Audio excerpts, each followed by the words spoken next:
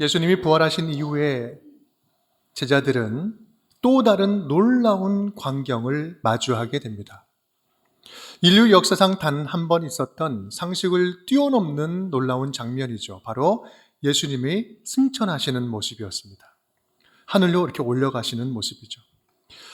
예수님의 부활과 승천, 예수님이 죽었다가 다시 살아나는 부활과 예수님께서 하늘로 올려가시는 이 승천을 우리가 어떻게 논리적으로, 이성적으로, 경험적으로 잘 표현할 수 있을까요?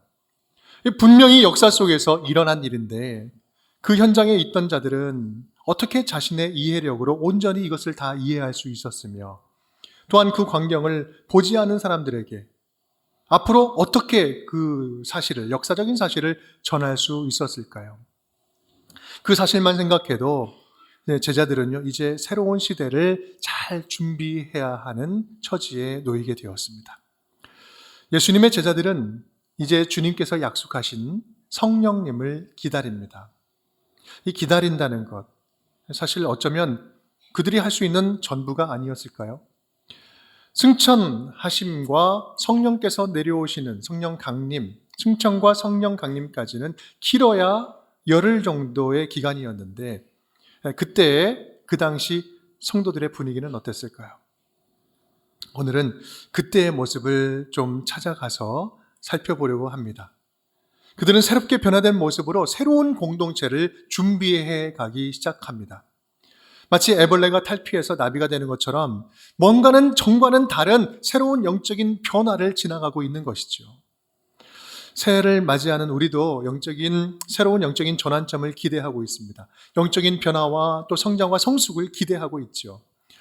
오늘 다락방에 모였던 이 제자들을 우리가 함께 찾아가서 살펴보면서 영적인 새로움을 잘 준비하고 또 기대하고 기다리는 우리 운정의 모든 성도님들 될 수 있기를 간절히 바랍니다. 그렇다면 예수님을 따르던 그 제자들은 성령님을 기다리면서 어떤 일들을 행했을까요? 오늘 성경 본문 말씀은 크게 두 가지에 힘썼다라고 이야기를 하고 있습니다. 첫 번째는 모든 사람들이 함께 모여서 기도하기를 힘썼죠. 열심히 함께 기도합니다. 또 한 가지는 이 가룟 유다가 빠져나감으로 생긴 이 제자의 수를 채우기 위해서 한 사람의 제자를 선출하는 작업을 합니다. 그것이 지금 성령께서 오시기 전에 제자들이 했던 일이에요. 그렇다면 이 두 가지에 오늘 우리에게 주시는 하나님의 말씀은 무엇일까? 영적인 담겨져 있는 메시지는 무엇일까? 함께 따라하겠습니다. 하나됨이 회복된 사람들이었습니다. 하나됨이 회복된 사람들이었습니다. 첫 번째, 그들은요, 하나됨이 회복된 사람들이었어요. 예수님이 십자가에서 돌아가신 사건은 3년 동안 열심히 예수님을 따르던 제자들에게 있어서는 이루 말할 수 없는 충격적인 사건이었습니다. 나도 그렇게 죽을 수 있다. 나도 그렇게 죽을 수 있다는 두려움과 절망감 때문에 그들은 다 흩어졌죠. 뿔뿔이 다 흩어졌습니다. 그랬던 그들이 지금 오늘 한 자리에 다 모여 있는 거예요. 그들이 서로 흩어졌던 그들이 다시 한 자리에 모였을 때 서로를 바라보면서 마음이 어땠을까? 얼마나 서로 뻘쭘했을까? 누구 하나 서로에게 떳떳할 수 있는 사람이 아무도 없어요. 다 부끄러운 모습이에요. 그런 그들을 예수님은 일일이 찾아가서 만나주시고 마음을 어루만져 주십니다. 그런 관점에서 볼 때 지금 이 다락방에 모인 제자들의 마음은 어땠을까요? 우리 13절에 이렇게 표현하고 있죠. 함께 읽어볼까요? 들어가 그들이 유하는 다락방으로 올라가니 베드로, 요한, 야고보, 안드레와 빌립, 도마와 바돌로메, 마테와 및 알페오의 아들 야고보, 셀롯인 시몬, 야고보의 아들 유다가 다 거기 있어. 지금 그곳에 모인 사람들을 이야기하면서 갑자기 11명의 제자의 이름을 낱낱이 다시 새삼스럽게 언급하고 있어요. 그런데 여러분, 지금 이 이름들이 어떤 이름들이에요? 영광스러운 이름들입니까? 아니요. 그 이름들은요, 얼마 전에 예수님을 버리고 도망친 자들의 이름이에요. 도망친 자들의 명단이에요. 자기 살겠다고 예수님을 버리고 뿔뿔이 흩어진 자들의 이름이에요. 제자로서는 철저하게 실패한 자들의 이름이에요. 부끄러운 이름들이었어요. 어쩌면 여기 모인 자들의 명단에 제자들의 이름이 이렇게 언급된다는 그 사실 자체는요, 지금 제자들에게 있어서는 굉장히 부담스러운 것이었을 것입니다. 왜요? 본인들이 행한 일들을 잘 알기 때문에 그렇죠. 14절 말씀을 보면 또 다른 분들을 이야기하고 있어요. 다른 사람들을 소개하죠. 함께 읽어보겠습니다.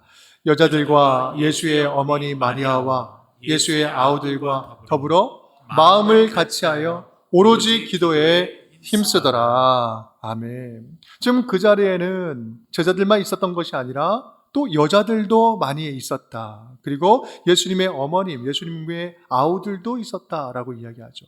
여기서 여자들이라고 이야기하는데 여인들은 이름도 나오지 않아요. 그런데 여러분, 예수님이 십자가에서 달려 돌아가시는 그 무덤에 들어간 그 모든 순간 끝까지 지켰던 사람들이 누구예요? 제자들이 아니었어요. 여인들이었습니다. 예수님을 따르던 여인들. 누가는요, 역사가로서 이 사실을 결코 잊지 않고 분명하게 기록하고 있습니다. 누가복음 23장 말씀 보면 이렇게 이야기해요. 갈릴리에서 예수와 함께 온 여자들이 뒤를 따라 그 무덤과 그의 시체를 어떻게 두었는지를 가서 보고 돌아가서 향품과 향유를 준비하더라. 계명을 따라 안식일은 쉬더라. 여러분, 그 예수님 무덤 어떻게 끝까지 모실지 가장 수고했던 자는 이름도 나오지 않은 여인들이었던 거예요. 지금 그 여인들이 이 제자 120명 함께 다락방에 모인 이 자리에 함께 있었던 거예요. 그리고 이 다락방에는 누가 있었다고요? 예수님의 어머니 마리아와 또 예수님의 동생들도 있었다고 합니다. 여러분 한번 생각해 보세요. 생각해 보면 예수님의 가족들에게 이 제자들은요, 참으로 원망스러운 존재 아니었을까요? 스승으로 모시던 예수님을 다 버려버리고 도망쳐버린 제자들은요, 이 마리아, 예수님의 어머님 마리아의 입장에서 보면 그 제자들의 존재 자체는 아픔이고 상처였을 것입니다. 여러분, 그러한 마음을 생각한다면 지금 이 자리에 함께 모인 자들은요, 마음을 같이 하기 참으로 힘든 자들이었어요. 그런데 그들이 다 함께 모여서 마음을 모아 함께 기도합니다. 서로에 대한 원망과 실망과 상처받은 마음을 밀어내고 예수님이 그토록 강조했던 하나님 나라 자녀답게 새로운 관계를 형성해 가기 시작했다라는 말씀이에요. 하나님 나라를 향한 공동체는요, 서로의 약점을 막 찾아내면 다 지적하고 원망하고 상처를 주고 또 상처를 상처로 갚는 그런 공동체가 아니라 서로 부족해도 보듬어 줄 줄 알고 한 번 좀 더 토닥여 줄 줄 알고 이해해 줄 수 있고 과실을 용서해 주고 주님 안에서 하나됨을 이루어가는 그 하나됨을 이루기 위해서 힘쓰는 공동체가 바로 하나님 나라를 향한 공동체의 모습이죠. 서로를 향한 원망이 아니라 사랑으로 채우기를 힘쓰는 공동체, 이것이 바로 하나님이 새롭게 만들어 가시는 공동체인 것입니다. 바로 이것은 예수님이 공생의 마지막에 드렸던 기도의 내용이기도 합니다. 요한복음 17장 말씀입니다. 우리 함께 읽어보겠습니다. 아버지여, 아버지께서 내 안에 내가 아버지 안에 있는 것 같이 그들도 다 하나가 되어 우리 안에 있게 하사 세상으로 아버지께서 나를 보내신 것을 믿게 하옵소서. 아멘. 우리가 하나가 되는 것은, 예수 안에 하나가 되는 것은 이 자체가 믿지 않는 자들에게 있어서는 천국을 보여주는 것이다. 마땅히 갈라질 수 있는 순간에 갈라지지 않고 하나를 이룰 수 있는 것은 이건 놀라운 메시지가 되는 거예요. 새로운 영적인 변화, 신앙의 회복과 성장은요, 공동체 안에서 마음을 같이하여 함께 기도할 때야 가능한 것입니다. 주님이 우리에게 원하시는 교회는 가장 먼저 이렇게 주님 안에서 하나가 되는, 하나됨이 회복되는 공동체인 거예요. 여러분 혹시 서로 간의 관계 문제로 마음이 서로 닫혀 있는 분들 계십니까? 인간적인 방법으로 무엇인가를 뚫어보고 해결하려고 하지 말고 이제부터라도 함께 기도하는 시간을 회복할 수 있기를 간절히 바랍니다. 함께 기도하는 결단을 한번 가져보자고요. 공동체가 한마음 품는 것을 때로는 선택적인 일로 여기는 경우들이 있는 것 같아요. 하지만 여러분, 공동체가 마음을 모으는 것은 선택이 아닙니다. 어떤 일을 하기에 앞서 가장 먼저 할 일은 성도들이 함께 마음을 모으는 거예요. 초대교회 성도들이 제자를 뽑기 위해서 가장 먼저 마음을 모으고 기도를 하죠. 그 다음에 제비 뽑기를 합니다. 교회에서 의사를 결정하는 방법도 다양합니다. 리더가 임명을 하기도 합니다. 그리고 또 지명을 하기도 해요. 또 선거로 투표로 결정하기도 합니다. 때로는 제비 뽑기도 합니다. 다수결로 결정할 때도 있어요. 여러 가지 방법들이 있습니다. 오늘 제자 마띠아를 제비 뽑기로 교회가 결정했다라고 해서 무조건 교회에서 하는 일들 제비 뽑기로 하는 게 맞는 일일까요? 여러분, 그렇지 않죠. 방법은 상관없어요. 다만 중요한 것이 있다면 그 공동체가 먼저 기도하면서 마음을 하나로 모을 줄 아느냐, 그것이 중요한 거예요. 사실 마음이 하나가 되면요, 누가 팥으로 메주를 쓴다고 해도 아무런 문제가 되지 않아요. 허허허 웃고 서로 격려하고 지지하고 말죠. 성령님은 서로 용납하고 받아줄 줄 알고 신뢰하는 공동체 그 위에 임재하셔서 역동적으로 당신께서 하시고자 하는 일들을 마음껏 행하십니다. 여러분, 당시 그곳에서 예수님의 가족들과 여자들, 끝까지 예수님의 길을 따라갔던 그 여자들, 그리고 도망쳤던 제자들, 그들이 함께 모여서 마음을 같이 해서 기도했다는 사실을 제발 가볍게 보지 않았으면 좋겠어요. 마음으로는 원망스럽고 원수 같은 관계였을 것입니다. 도저히 용납 못하고 이해하지 못할 사람들, 그 사람들이 함께 모여 있었을 것입니다. 결코 쉽지 않았을 거예요. 하지만 그들은 그것을 넘어서고 있습니다. 개인의 감정을 넘어서서 새로운 공동체, 화해의 공동체로 나아가고 있어요. 그러면서 영적인 성장과 영적인 확장이 일어나고 있습니다. 바로 그 현장입니다. 간절히 바라기는 우리 운정교회 공동체가 갈라진 마음들을 하나로 모을 줄 아는 그러한 교회가 되었으면 좋겠습니다. 거기부터 모든 게 다시 시작되는 거거든요.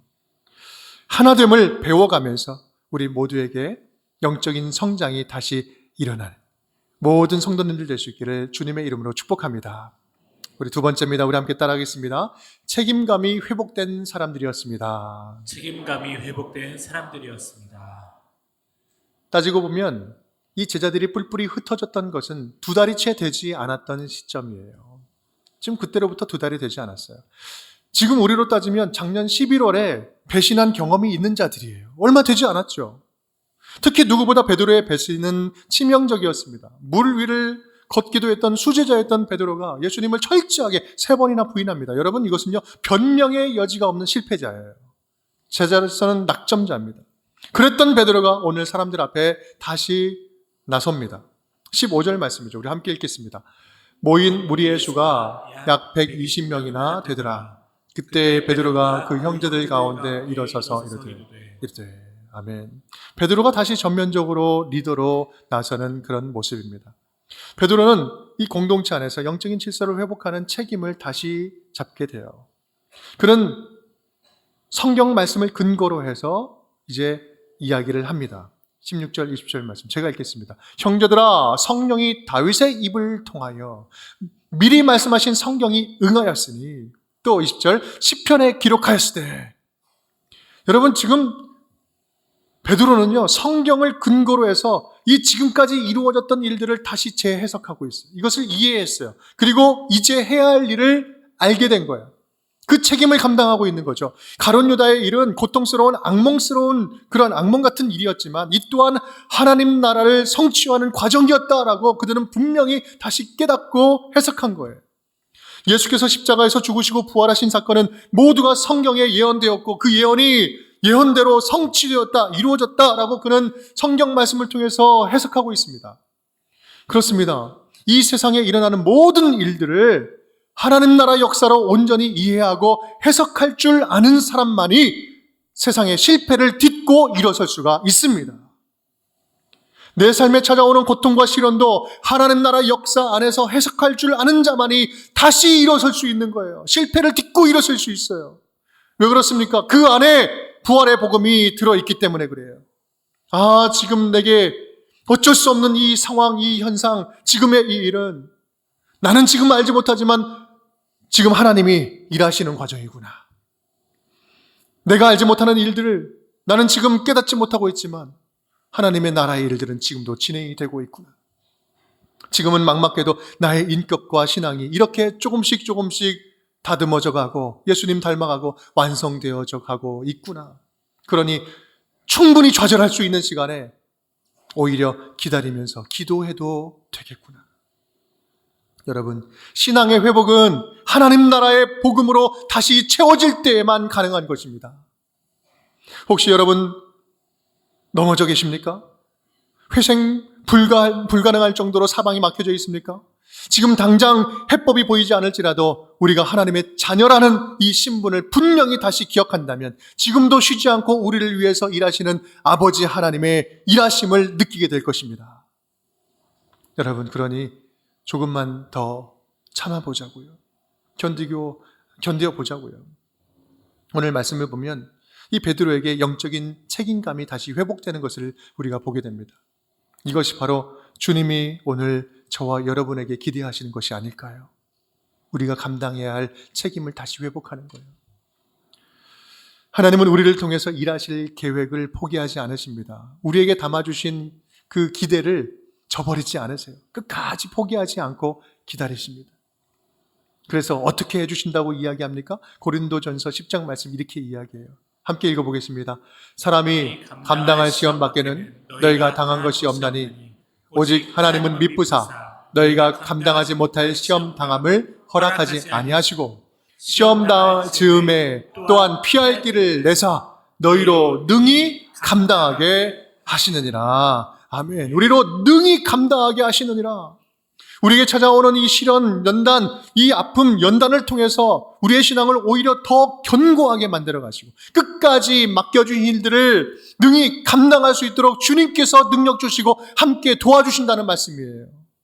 여러분, 혹시 주님께서 맡겨주셨는데 그 맡겨주신 일들을 잊은 채 지내고 있는 것은 없습니까? 혹시 여러분이 주님 앞에서 어물쩍 넘어가는 그런 책임져야 할 일은 없습니까? 여러분에게 맡겨주신 영혼은 없습니까? 좀 사랑으로 돌봐주라고 붙여주신 사람 계시지 않습니까? 여러분, 올해에는 주님이 우리에게 주신 책임감과 또 우리를 향한 주님의 기대감이 동시에 회복될 수 있기를 주님의 이름으로 축복합니다. 우리 세 번째입니다. 함께 따라하겠습니다. 사명이 회복된 사람들이었습니다. 사명이 회복된 사람들이었습니다. 이제 21절부터 26절까지는 가론 유다의 죽음으로 비게 된, 결혼된 제자의 12제자의 수를 채우기 위해서 제자를 선출하는 그 과정과 내용이 이제 이 부분에 나옵니다.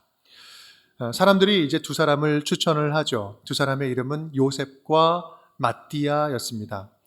그들 중에 한 사람을 택하는 방법은 단 하나였습니다. 무엇이었죠? 제비뽑기였을까요? 아니요, 기도였습니다. 기도였어요. 24절 우리 함께 읽겠습니다.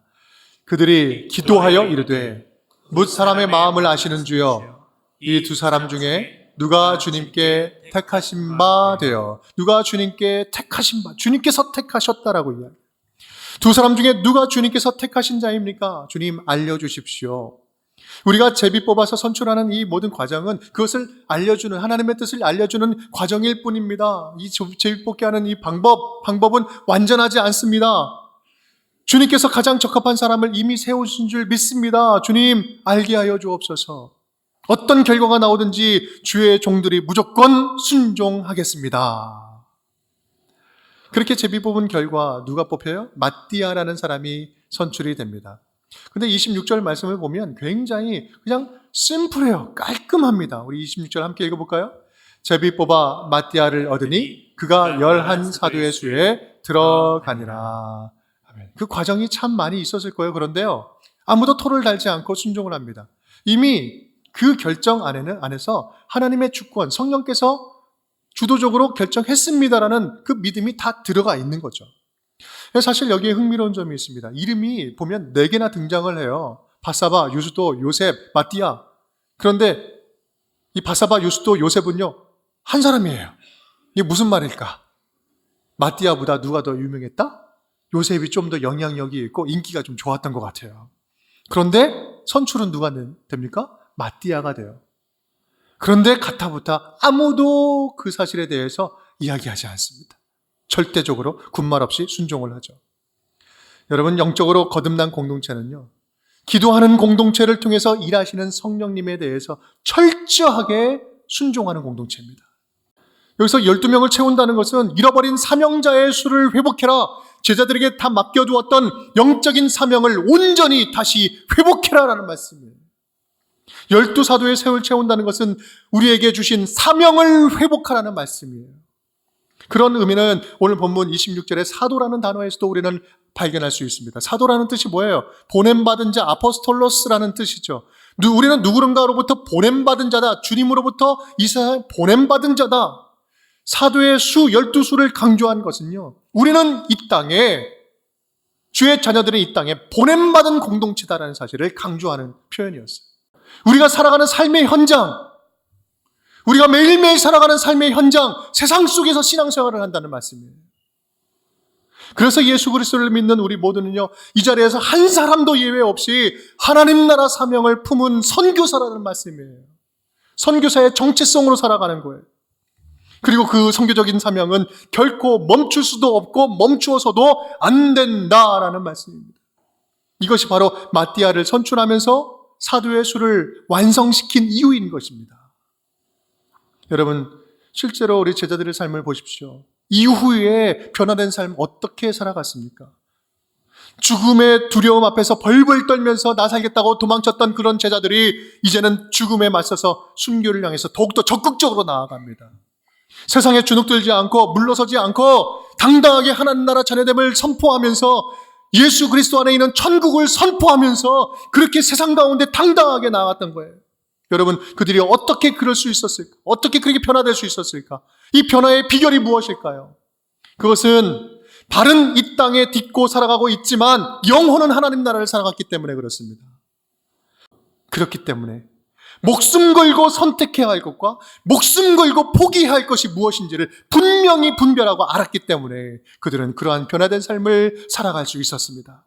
사랑하는 여러분, 바로 이것이 저와 여러분 안에 회복되어야 할 믿음이요, 하나님 나라의 믿음이요, 그 나라를 삶으로 드러내면서 살아가는 것이 바로 우리에게 주신 사명이라는 말씀입니다. 사랑하는 여러분, 2024년도 새해에는 저와 여러분에게 이런 믿음이, 살아있는 믿음이, 분명히 분별력 있는 믿음, 이 믿음이 회복되었으면 좋겠습니다. 하나님의 자녀로서의 존재감이 회복되었으면 좋겠습니다. 너도 믿는 사람이었냐? 이런 얘기 듣는 것이 아니라 당당하게 어디서든지 하나님의 존재감을 드러내고 하나님의 자녀됨을 드러내는 믿는 자의 자존심이 꺾이지 않는 신앙의 자신감이 회복될 수 있기를 간절히 축복합니다. 그래서 우리 모두가 세상에 믿지 않는 자들 앞에서도 좀 당당했으면 좋겠어요. 주눅들지 않고 숨기지 않고 하나님의 자녀됨을 당당하게 드러낼 수 있는 자녀들이 되었으면 좋겠습니다. 우리들의 소극적이고 수동적인 믿음이 능동적이고 적극적인 믿음으로 변화될 수 있기를 간절히 바랍니다. 무엇보다 우리에게 맡겨주시고 기대하고 계시는 우리 주님 주신 사명, 우리 각자에게 많은 사명들을 각자 주님께서 주신 게 있을 텐데 그 사명이 좀 회복되었으면 좋겠어요. 여러분, 바라기는 올해 우리 운정교회 성도님들 모두가 은혜 받는 것에만 머물지 아니하고 주님이 맡겨주시는 여러 사명들을 책임감 있게 기쁨으로 감당하는 성숙한 성도들이 될 수 있기를 간절히 축복합니다. 이제 다락방에 모여서 기도하고 있는, 새날을 기대하고 있는 2000년 전의 제자들은요, 이제 새로운 역사를 만나게 됩니다. 놀라운 새로운 일이 그들에게 펼쳐지기 시작합니다. 다음 주일날 성령 강림하잖아요. 여러분, 그렇게 새 일을 기대하고 새로운 영적 변화와 성숙을 기대하는 저와 여러분에게도 주님께서 새 역사를 베풀어 주실 줄 믿습니다. 놀라운 새 일들이 펼쳐지게 될 줄 믿습니다.